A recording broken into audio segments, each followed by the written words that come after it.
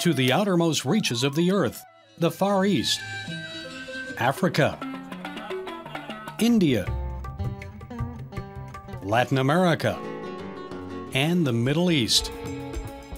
Christian missionaries and evangelists often endure harsh conditions to bring the good news to the unreached.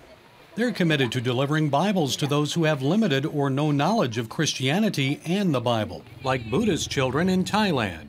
This boy said he knows about heaven. Who lives there, we asked. I have no idea. Who is Jesus? I heard from my teacher by reading a book. They said Jesus was in the Islam religion. We asked these boys, have you ever seen a Bible? Or have you heard about Jesus? No, I haven't. Who created your great-great-great-grandmother? The earth. And we talked to some Hindu kids in India. I don't know what Bible is. So I have never read the Bible, but definitely I've heard a lot of stories and miracles of Jesus. After we died, we'll go to heaven. So there we'll go to heaven and we'll become an angel. We'll become a star. There are many fairies and gods. So I would wish to meet them. And the lack of Bible knowledge isn't just in the developing world. Even in the world's most evangelized nation, the United States, a number of surveys show that American Bible knowledge is declining. A 2007 Kelton research poll found that more Americans knew the ingredients of a Big Mac than those who could properly identify the sixth commandment. And in 2000, Christian pollster George Barna found that only 37% of all Americans could name all four Gospels.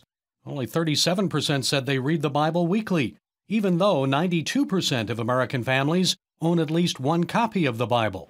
In the United Kingdom, a recent Church of England study found Generation Yers, young people born after 1982, were indifferent to Christianity. I think they don't know the stories.